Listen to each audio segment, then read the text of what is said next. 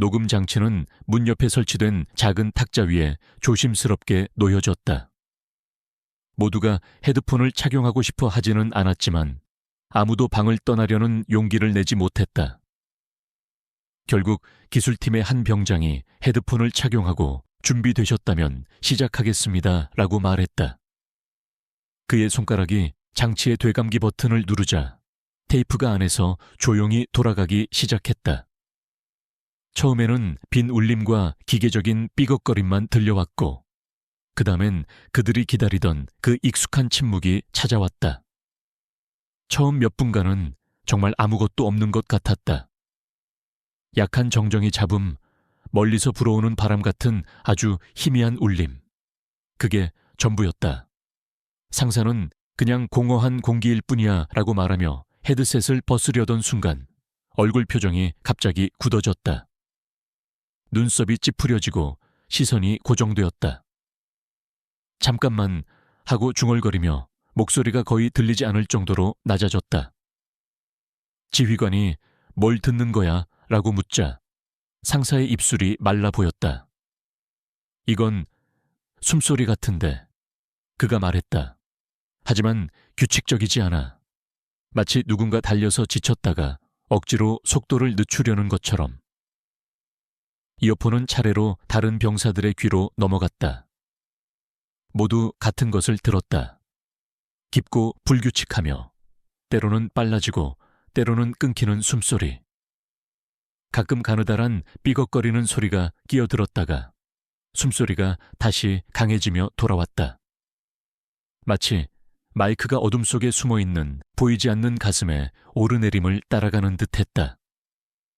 가장 불편한 점은 그 숨소리가 혼자가 아니라는 것이었다.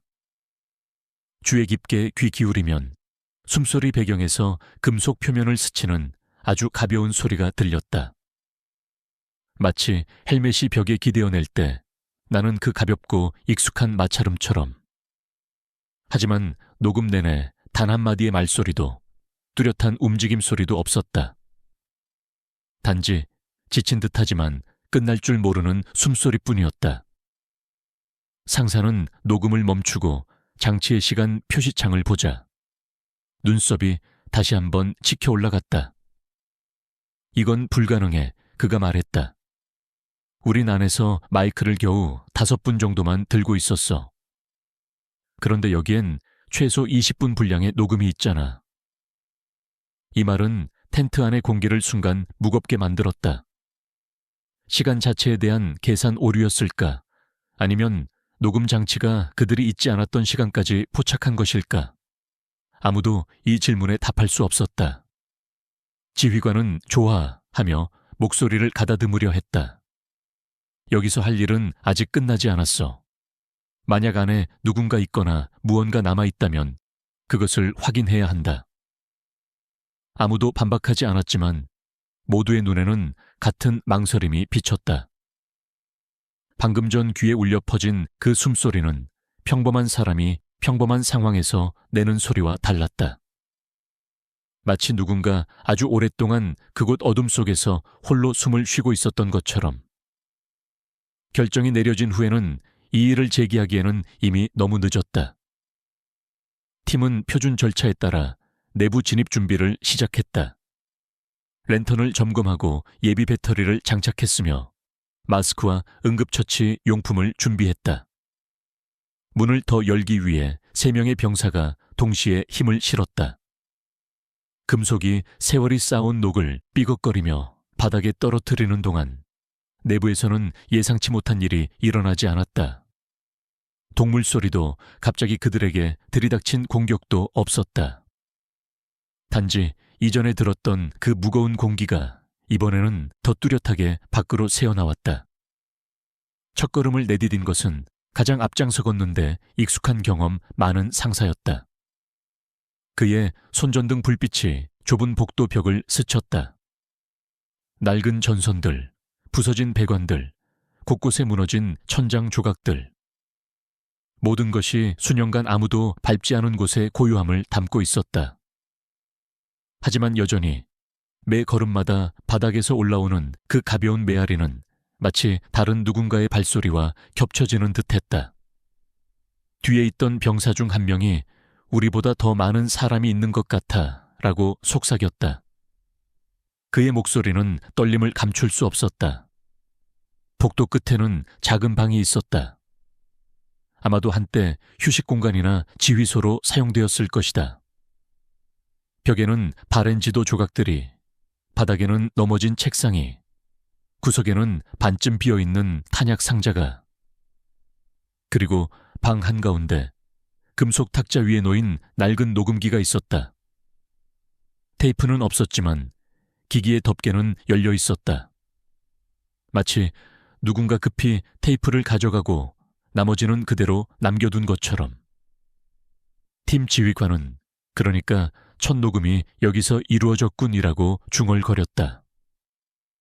방 안에는 첫눈에 특별한 것은 아무것도 없었다. 그럼에도 병사들의 본능은 경계태세를 취한 듯했다. 한 병사가 벽에 지도를 들어 올리려 하던 중 뒤쪽 벽에 가는 균열을 따라 아래로 흘러내린 물 자국을 발견했다. 지도 아래의 축축한 돌은 손이 닿자마자 거의 얼음처럼 차갑게 느껴졌다. 여기서 아래로 또 다른 빈 공간이 있을지도 몰라 그가 말했다. 바닥에 몸을 숙여 귀를 기울이자 마치 깊은 우물 바닥에서 들려오는 그 운궁거리는 익숙한 느낌이 전해졌다. 공허한 소리, 녹음 장치는 문 옆에 설치된 작은 탁자 위에 조심스럽게 놓여졌다. 모두가 헤드폰을 착용하고 싶어 하지는 않았지만 아무도 방을 떠나려는 용기를 내지 못했다. 결국 기술팀의 한 병장이 헤드폰을 착용하고 준비되셨다면 시작하겠습니다 라고 말했다. 그의 손가락이 장치의 되감기 버튼을 누르자 테이프가 안에서 조용히 돌아가기 시작했다. 처음에는 빈 울림과 기계적인 삐걱거리는 소리만 들렸고 그 다음엔 그들이 기다리던 그 익숙한 침묵이 찾아왔다. 처음 몇 분간은 정말 아무것도 없는 것 같았다. 약한 정적이 잡음, 멀리서 불어오는 바람 같은 아주 희미한 울림. 그게 전부였다. 상사는 그냥 공허한 공기일 뿐이야 라고 말하며 헤드셋을 벗으려던 순간 얼굴 표정이 갑자기 굳어졌다.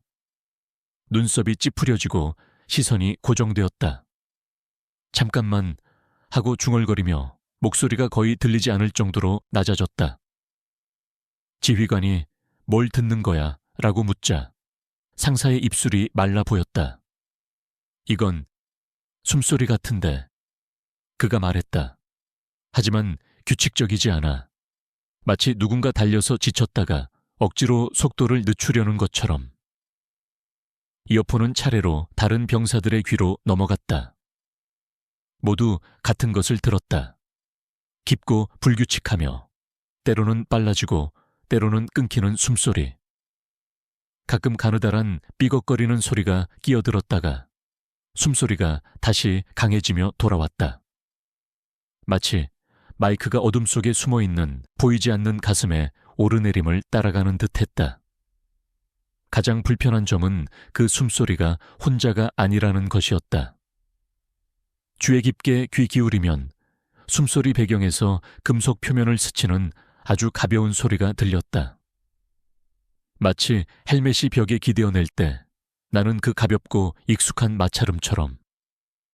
하지만 녹음 내내 단 한마디의 말소리도 뚜렷한 움직임 소리도 없었다.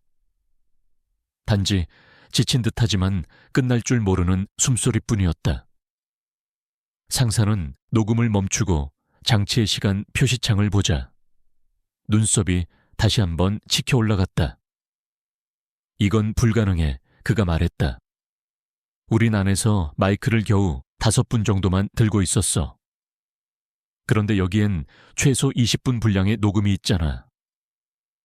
이 말은 텐트 안의 공기를 순간 무겁게 만들었다. 시간 자체에 대한 계산 오류였을까? 아니면 녹음 장치가 그들이 잊지 않았던 시간까지 포착한 것일까? 아무도 이 질문에 답할 수 없었다. 지휘관은 좋아 하며 목소리를 가다듬으려 했다. 여기서 할 일은 아직 끝나지 않았어. 만약 안에 누군가 있거나 무언가 남아있다면 그것을 확인해야 한다. 아무도 반박하지 않았지만 모두의 눈에는 같은 망설임이 비쳤다. 방금 전 귀에 울려 퍼진 그 숨소리는 평범한 사람이 평범한 상황에서 내는 소리와 달랐다.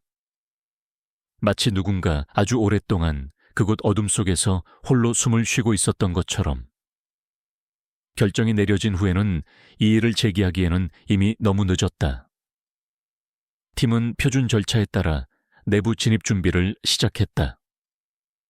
랜턴이 점검되었고 예비 배터리가 장착되었으며 마스크와 응급처치 용품이 준비되었다. 문을 더 열기 위해 3명의 병사가 동시에 힘을 실었다. 금속이 세월이 쌓아온 녹을 삐걱거리며 바닥에 떨어뜨리는 동안 내부에서는 예상치 못한 일이 일어나지 않았다. 동물 소리도 갑자기 그들에게 들이닥친 공격도 없었다. 단지 이전에 들었던 그 무거운 공기가 이번에는 더 뚜렷하게 밖으로 새어나왔다. 첫걸음을 내디딘 것은 가장 앞장서 걷는데 익숙한 경험 많은 상사였다. 그의 손전등 불빛이 좁은 복도 벽을 스쳤다. 낡은 전선들, 부서진 배관들, 곳곳에 무너진 천장 조각들. 모든 것이 수년간 아무도 밟지 않은 곳에 고요함을 담고 있었다.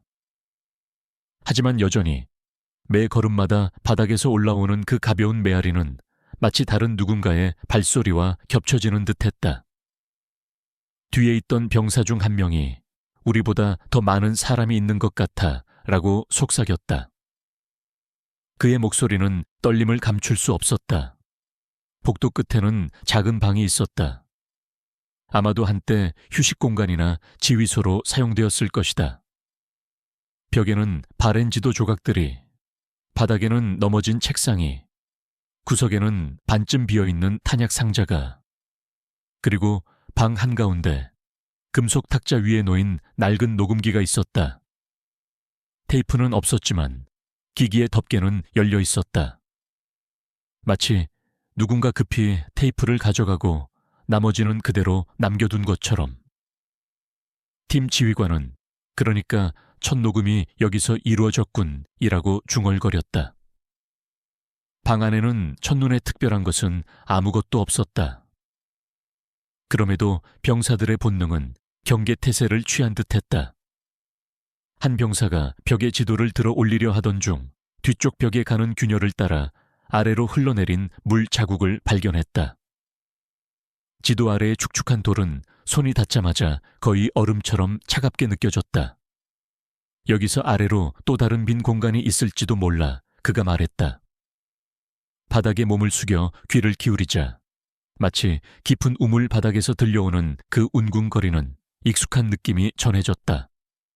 공허한 소리. 바로 그때 가장 뒤에 있던 병사의 얼굴이 창백해졌다. 사령관님, 그가 말했다. 랜턴을 끄시고 잠시만 들어보시겠어요?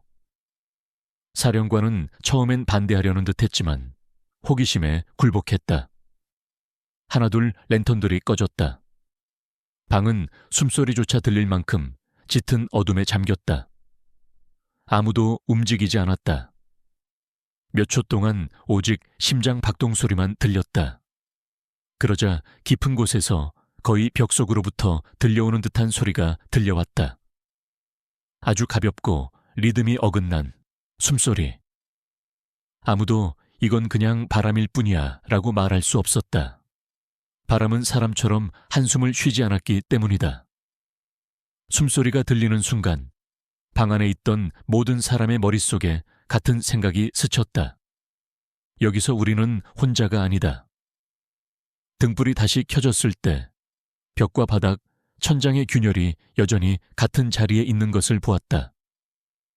시각적으로는 아무것도 변하지 않았지만 모두 이제는 보이지 않는 무언가가 자신을 지켜보고 있다는 것을 확신했다. 지휘관은 상황을 통제하기 위해 목소리를 최대한 차분하게 유지하려 노력했다. 우리는 물러서지 않을 거야 라고 말했다. 하지만 여기서 머무는 시간을 연장하지는 않을 거야. 우리가 본 것을 기록하고 사진을 찍은 뒤 떠날 거야. 병사 중 한 명이 벽에 다가가 귀를 돌 표면에 대었다.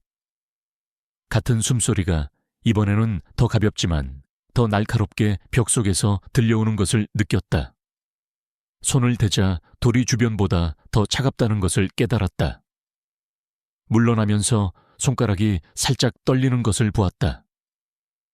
사령관님, 이건 정상적이지 않습니다. 라고 말했다. 여기 어떤 종류의 메아리가 있어요. 마치 수미돌 안에 갇힌 것처럼요. 이 표현은 과학적이지 않았을지 몰라도 그 순간 모두의 감정을 대변하고 있었다. 밖으로 나왔을 때 햇빛이 눈을 부시게 했다.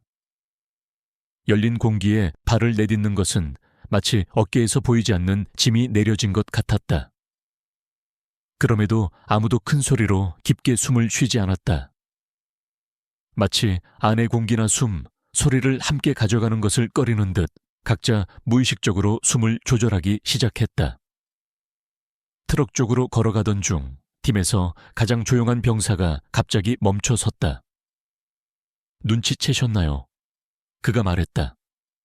안에서 들었던 그 숨소리, 우리 것과 너무 비슷했어요.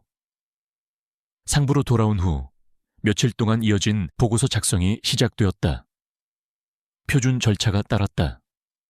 진지의 상태, 구조물의 경호성 분석, 내부 물품, 촬영된 사진들 모두 종이에 기록되었다.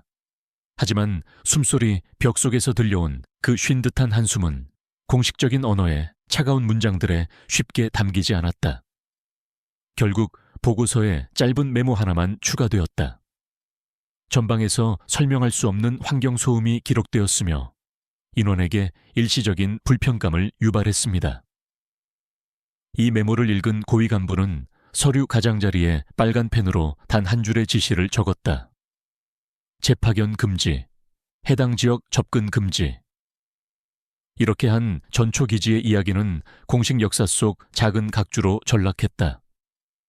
하지만 팀원 중 일부에게는 이건 단지 서류상으로만 종결된 사건에 불과했다. 그들 중 2명은 중대에서 떠난 후에도 밤마다 잠들 때면 그 좁은 방의 어둠 속에서 들었던 불규칙한 숨소리의 리듬을 귀에서 지울 수 없었다. 왜냐하면 어떤 소리들은 한 번 들리면 밖이 아니라 안에서 계속 메아리치기 때문이다. 세월이 흘렀다. 전쟁은 끝났고 부대는 해산되었으며 변경은 비워졌고 지도는 바뀌었다. 그 작은 전초기지의 이름은 공식 문서에서 거의 언급되지 않게 되었다. 그럼에도 불구하고 기록 보관소의 깊은 곳에서 같은 파일 번호는 먼지 쌓인 선반 위에 자리를 지키고 있었다. 때때로 새로 부임한 누군가가 일상적인 검색 중에 이 파일을 손에 쥐고 간략한 보고서를 훑어보며 이해할 수 없는 이 이상한 메모를 읽고 지나쳤다. 설명할 수 없는 환경소음, 해당 지역 접근 금지. 어느 날 젊은 연구 장교가 오래된 기록을 디지털 환경으로 옮기는 임무를 위해 기록 보관소로 파견되었다. 대부분의 파일은 평범하고 반복적인 정보로 가득 차 있었다. 그러나 금속 상자 안에 있던 그 테이프와 그 옆에 놓인 짧은 메모는 그의 시선을 즉시 사로잡았다. 메모에는 단 2단어만 적혀 있었다. 다시 들어보라. 이것은 이전에 거기에 있었는지 아무도 기억하지 못하는 추가 사항이었다. 장교는 테이프를 현대식 장치로 다시 재생했다. 처음 들은 것은 수년 전 테이블에 앉아있던 기술자가 말했던 것과 같았다. 길게 이어지는 침묵, 가쁜 숨소리, 그리고 배경에서 금속 표면을 스치는 가벼운 소리. 하지만 이번에는 녹음 끝부분에 이전에 발견되지 않았던 세부 사항이 드러났다. 숨소리가 갑자기 빨라지더니 마치 마이크에 매우 가까이 다가간 것처럼 깊어졌다. 그리고 테이프가 거의 끝나갈 무렵 거의 들리지 않을 정도로 작은 속삭임이 들려왔다. 단어들은 선명하지 않았고 심지어 말투조차 제대로 알아들을 수 없었다. 하지만 리듬, 톤, 그리고 강세에서 단 한 가지만은 분명했다. 그 속삭임은 누군가를 부르고 있었다.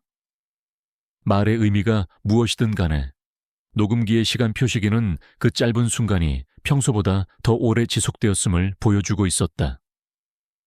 마치 시간이 그 마지막 숨과 함께 잠시 늘어져 버린 것처럼. 젊은 장교는 들은 내용을 보고서에 옮기려다 망설였다. 누가 이런 걸 믿겠어? 라고 생각했다. 시간 왜곡, 벽 속에서 들려오는 숨소리, 수년 후에 나타난 속삭임. 이런 것들은 전쟁의 논리적이고 측정 가능한 세계에 속한 것들이 아니었다. 그럼에도 불구하고 그는 파일을 그대로 닫고 싶지 않았다. 보고서 끝에 짧은 문장을 추가했다. 기록은 최초 보고서에서 언급된 것보다 더 길고 상세하다. 청취하는 인원에게 불쾌감을 유발할 수 있다.